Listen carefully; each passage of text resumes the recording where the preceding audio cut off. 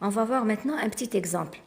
On vous dit un mobile animé d'un mouvement rectiligne suivant la direction OX avec une vitesse Vx est égale à 2t plus 1 mètres par seconde passe par le point x égale à 2 mètres à l'instant t égale 0 seconde. Déterminer l'équation horaire de la position. Donc, pour cela, on va appliquer l'expression qu'on avait trouvée tout à l'heure.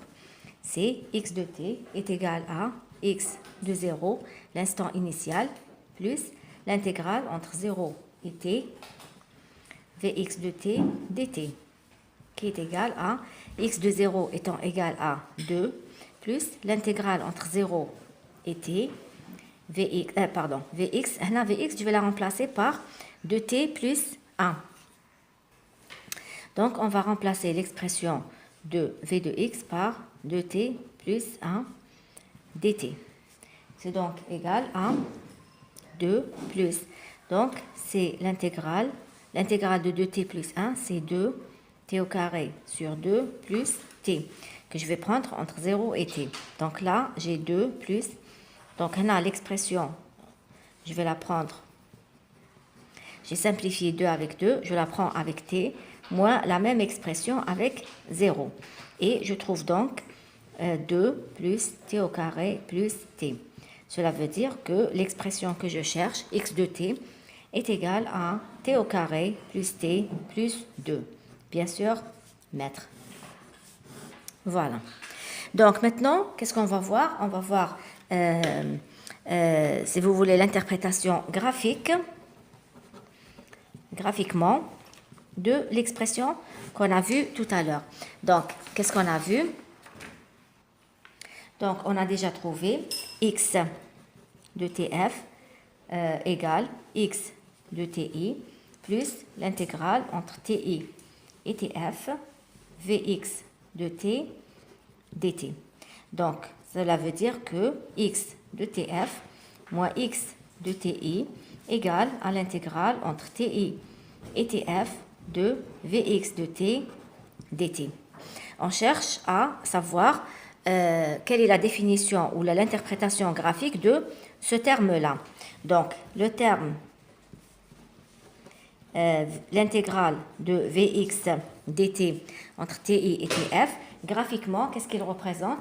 Il représente donc l'aire algébrique délimitée معناتها محدود. L'aire algébrique délimitée par quoi? Par, premièrement, la courbe de Vx de t, l'axe du temps, la droite t égale ti et la droite t égale tf. Cela veut dire quoi? Par exemple, si j'ai un graphe, si j'ai par exemple le diagramme des vitesses V en fonction du temps, par exemple il est comme ça, donc là c'est un des TI, وهنا par exemple un des TF. Donc هذا l'intégrale de Vx entre TI et TF هي المساحة تاع هذه la courbe تاع هذا l'aire هذا qui est compris entre la courbe de V, donc la courbe de V, l'axe du temps, donc celui-là, la droite T égale TI, donc ça, et la droite T égale TF, donc هذه. Ça veut dire qu'il s'agit de ça. D'accord? Quand je dis l'aire algébrique, ça veut dire qu'il peut être positif ou bien négatif. S'il est en dessus de l'axe, il est positif. S'il est en dessous de l'axe, il est négatif. Voilà donc l'interprétation graphique de l'expression. Cela veut dire quoi?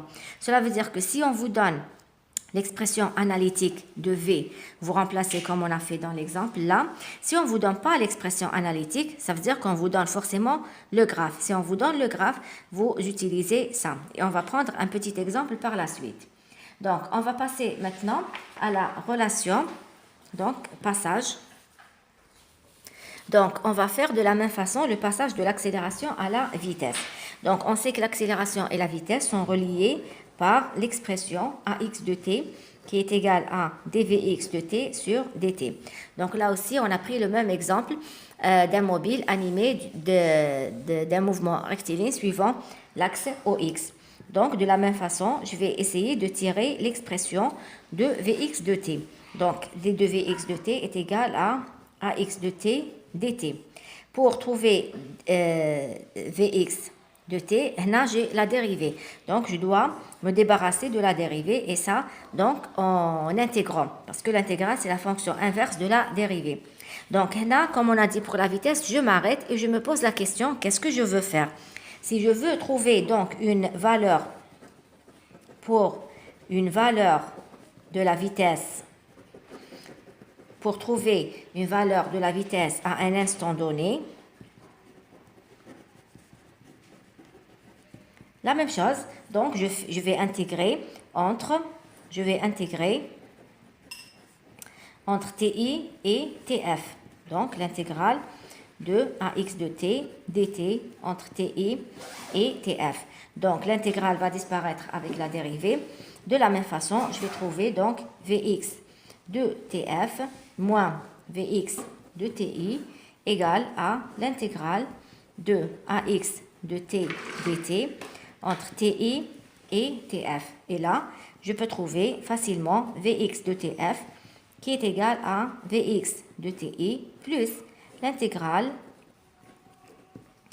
de AX de T dt. Voilà. Maintenant, si je veux trouver une expression pour une expression générale,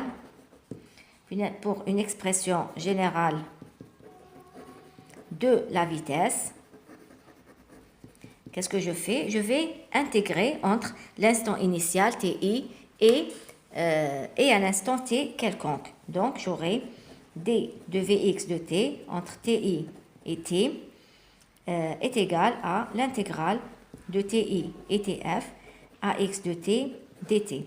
Donc, de la même façon, là, je vais trouver Vx de t qui est égal à Vx de TI plus l'intégrale entre TI et TF de AX de t dt.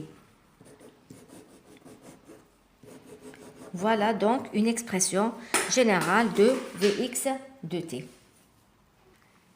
Donc, de la même façon, on va essayer de voir l'interprétation graphique de l'aire qu'on a trouvé ici. Donc, de l'intégrale, pardon. Donc, l'intégrale, on avait trouvé Vx de TF moins Vx de TI égale à l'intégrale de AX de t dt entre TI et TF. Donc, cette aire-là, cette intégrale, c'est quoi? Donc, c'est l'aire algébrique aussi. C'est l'aire algébrique délimitée, délimitée par quoi? Par la courbe de AX de t, l'axe du temps,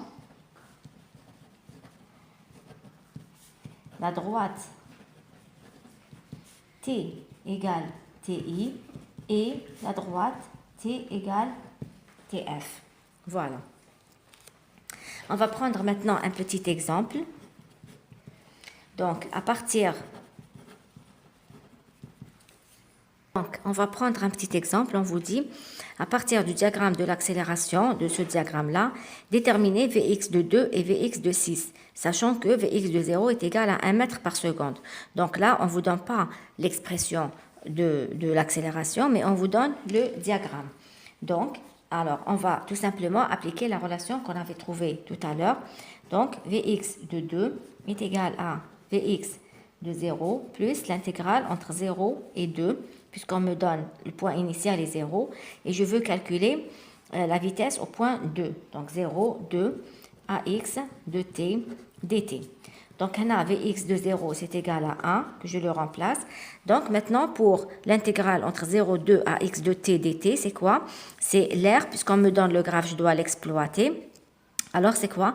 C'est l'aire, alors délimité par le graphe de A de x, l'axe du temps, la droite t égale 0 et la droite t égale 2. Donc, c'est cette aire-là. Donc, ça, c'est quoi? Ça, c'est un rectangle. La superficie d'un rectangle, c'est la longueur fois la largeur. Donc, ce sera 2 fois quoi? Fois moins 1. Je prends le signe moins parce que c'est l'aire algébrique. Donc, c'est égal à quoi? C'est égal à moins 1 mètre par seconde.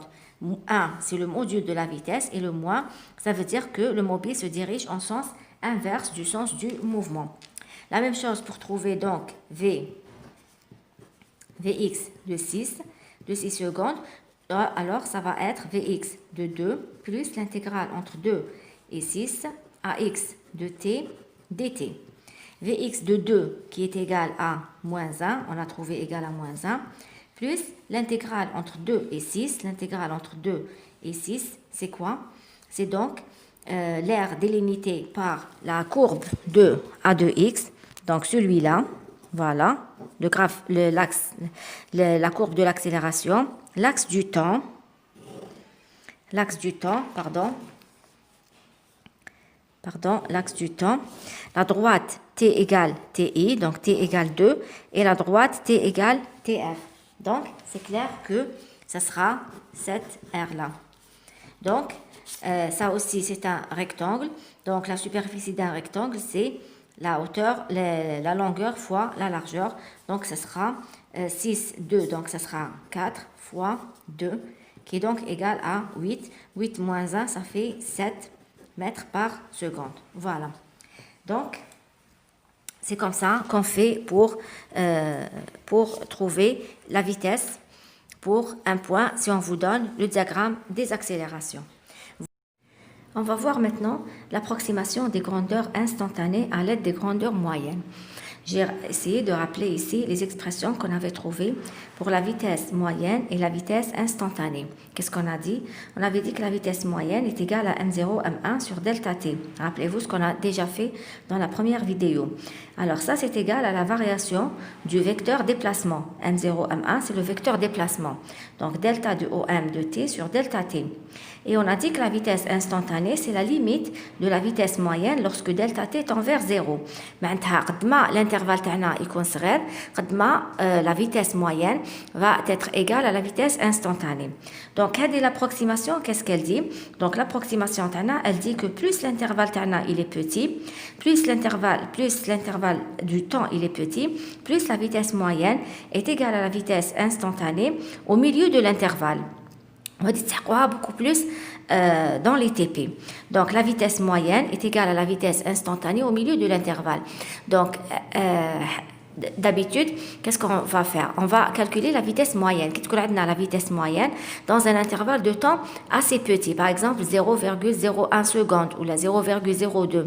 Et on n'a pas de on veut calculer la vitesse instantanée. Eh bien, on va calculer la vitesse moyenne et on va dire que هذيك القيمة اللي لقيناها هي la vitesse instantanée. Mais quand on dit la vitesse instantanée, à chaque vitesse, j'associe un instant. معناتها لكل سرعة لازم نربطها مع لحظة معينة.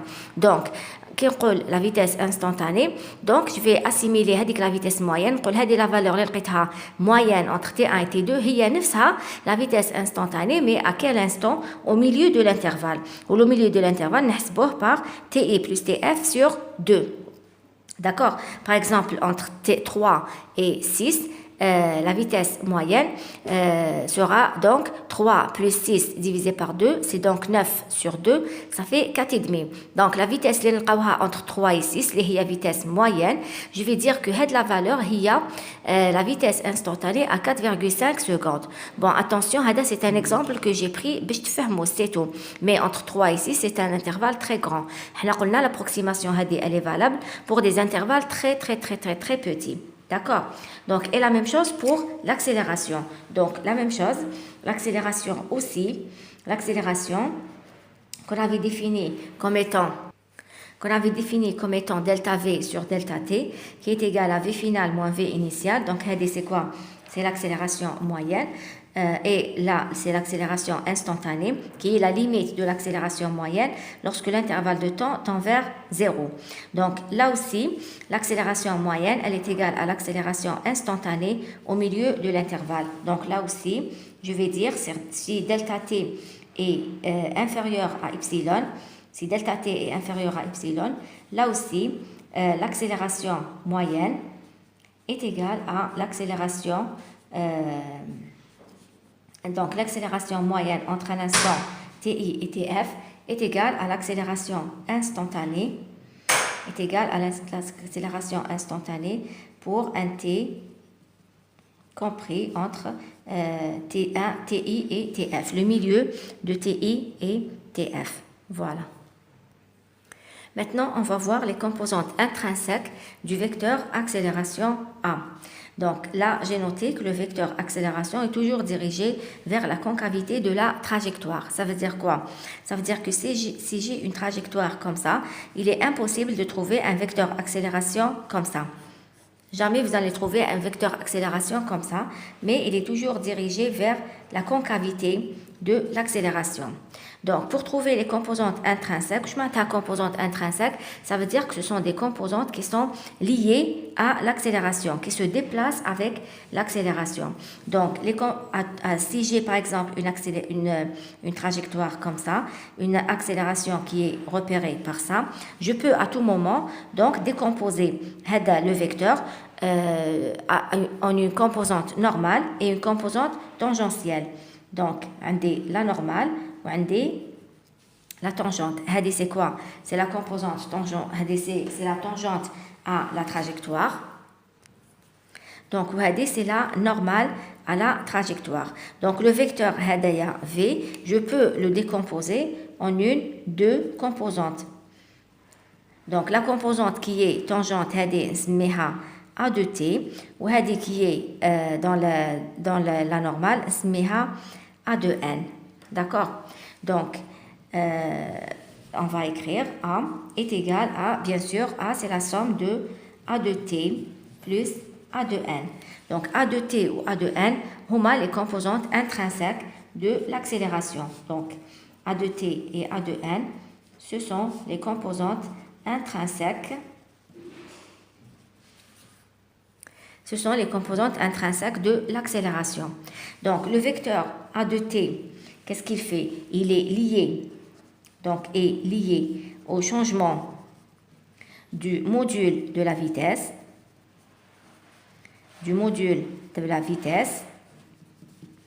et AN, par contre, est lié au changement de la direction de la vitesse. Ça veut dire quoi? Ça veut dire que si le mobile se dirige dans ce sens, donc le AT, il aura ce sens-là. D'accord? Et le AT, il nous renseigne sur le changement du module de la vitesse. Ça veut dire quoi? Si la vitesse est constante, ça veut dire que AT est égal à 0. Puisque AT, il nous renseigne sur la variation du module de la vitesse. Si la vitesse est constante, AT est égal à 0. Par contre, AN, il nous renseigne sur la variation du module de la vitesse, de la direction de la vitesse. Parce que regardez, si j'ai par exemple une trajectoire comme ça, curviligne maintenant munhaniya. Le vecteur accélération, il est dirigé comme ça, il est dirigé comme ça, il est dirigé comme ça. Donc la direction TO, elle va changer. D'accord? La direction, elle va changer. Donc si je prends la perpendiculaire ici, regardez, elle est là. La perpendiculaire, elle est là. La perpendiculaire, elle est comme ça. Donc, le vecteur accélération, il n'a pas la même direction. La direction, regardez, la direction du vecteur accélération, c'est ça. La direction, elle est là. La direction, elle est là. Ce n'est pas la même direction. Voilà. Donc, le vecteur A de n, il nous informe sur la variation de la direction de la vitesse.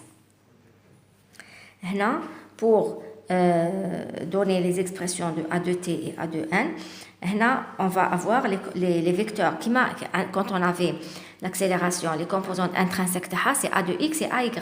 A de x est égal, donc on a sur les composantes intrinsèques, AX I plus AY J.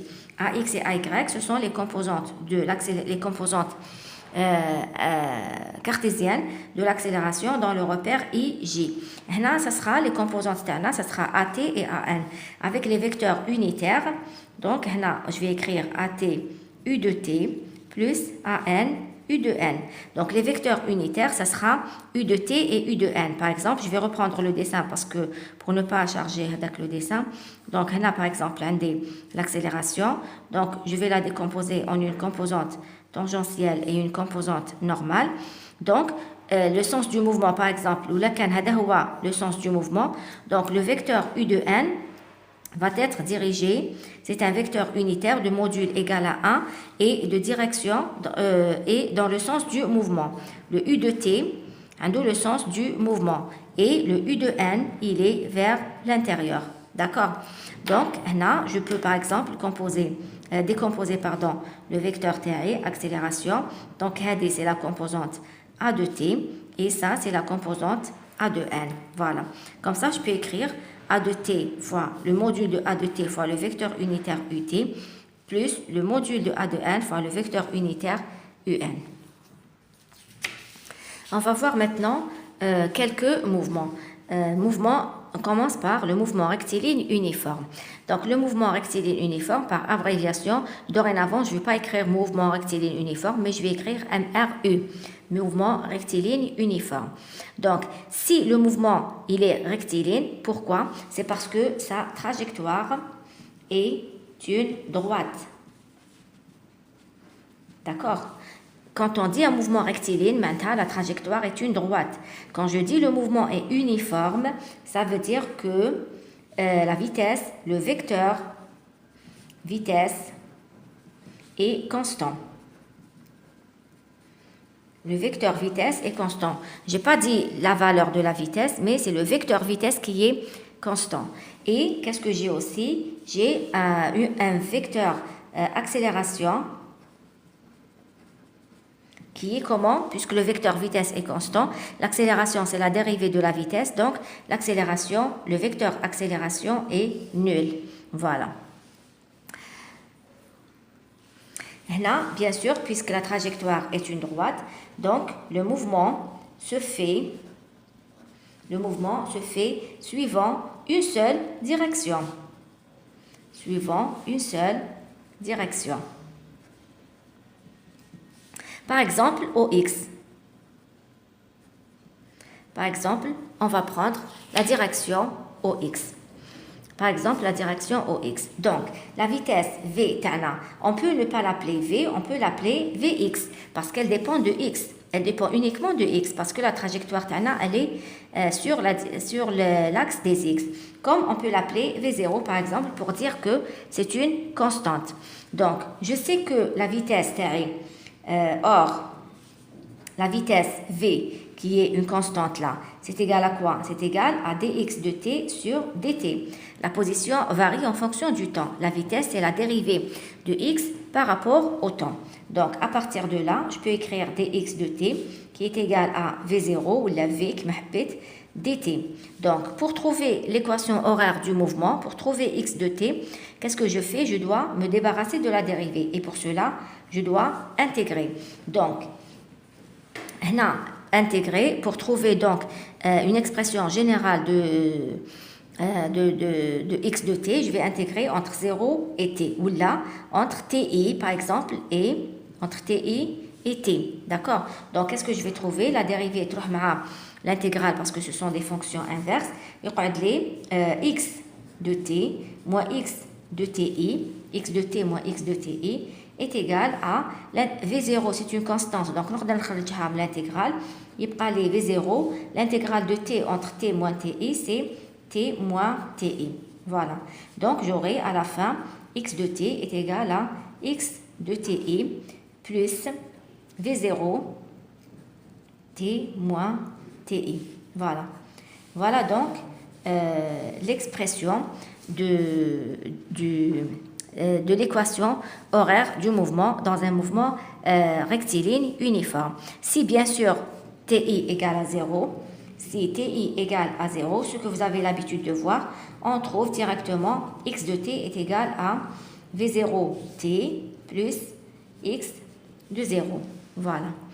Donc, là, on va essayer de tracer le diagramme des espaces, des vitesses et de l'accélération. Bon, si on veut tracer le diagramme des espaces, des vitesses et des accélérations, le plus facile à tracer, ce sera le diagramme des accélérations parce que l'accélération est nulle. Donc, on n'aura rien à représenter. L'accélération est nulle. La vitesse est constante. Bon, si elle est positive, on aura une droite comme ça. Si elle est négative, elle sera dans l'autre sens. Donc, on a V0 supérieur à 0 ou on a V0 inférieur à 0. Pour le diagramme des espaces, ça sera une droite, donc V0t plus x0, donc c'est une droite de pente V0. Si V0 est positif, elle aura cette allure, donc elle a pour V0 supérieur à 0. Si la pente est négative, ça sera une droite comme ça, donc V0 inférieur à 0. Voilà. On va voir maintenant le mouvement rectiligne uniformément varié. Donc, le mouvement, là, en abrégé, on va écrire mouvement rectiligne uniformément varié. Donc, si je dis rectiligne, ça veut dire que le mouvement, la trajectoire, je dis rectiligne parce que la trajectoire est une droite. Donc, il a comme propriété un vecteur vitesse, vecteur accélération, pardon, là on commence par l'accélération, c'est le vecteur accélération qui est constant. Le module de la vitesse varie, le module de la vitesse varie, mais la direction est constante. Mais la direction est constante. La direction de la vitesse est constante, mais le module varie. Donc, et comme dernière propriété, c'est que A n'a pas de composante sur l'axe normal. Parce que, qu'est-ce qu'on a dit? On a dit que A est égal à AT plus AN. AT nous renseigne sur la variation de la vitesse. Ici, la vitesse varie, mais la direction ne varie pas. Si la direction est constante, ça veut dire que AN est égal à 0, puisque la direction ne varie pas, la direction est constante. Voilà donc les propriétés du mouvement rectiligne uniformément varié. Donc, puisque la trajectoire est une droite, ça veut dire que le mouvement il va se faire sur un seul axe. On va par exemple choisir l'axe des x. Donc, si je choisis l'axe des x et que l'accélération est constante, je vais dire donc, par exemple, sur l'axe des x, l'accélération A, elle va prendre la notation A est égal à AX. Elle n'a pas d'autre composante qui est égale à A0 pour dire que c'est une constante. Donc, si on démarre à partir de Vx de t qui est égal à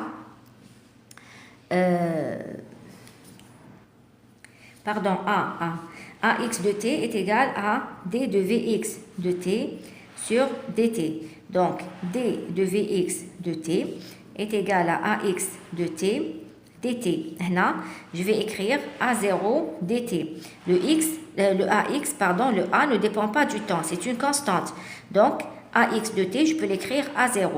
Donc, pour me débarrasser de la dérivée, pour avoir la vitesse, je dois intégrer. D'accord, je dois intégrer. Quand je dois intégrer, alors j'ai besoin de quoi? J'ai besoin de trouver une expression générale de la vitesse. Donc, je vais intégrer entre, par exemple, 0 et t. Je vais intégrer entre 0 et t. Qu'est-ce que je vais avoir? L'intégrale va disparaître avec la dérivée. J'aurai Vx de t moins Vx de 0 est égal à A0, c'est une constante, et l'intégrale de dt entre 0 et t, donc ça sera égal à A0 de t. A0 de t. Donc, Vx de t est égal à A0 de t plus Vx de 0.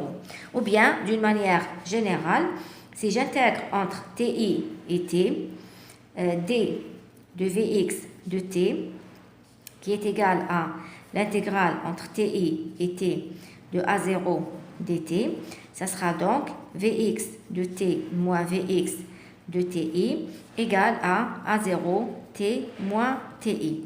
Ça veut dire que Vx de t est égal à Vx de ti plus A0 de t moins ti. C'est l'expression de Vx de t, l'expression générale de Vx de t. Alors, vous remarquez que l'expression de Vx de t, c'est une droite, c'est l'expression d'une droite de pente A0.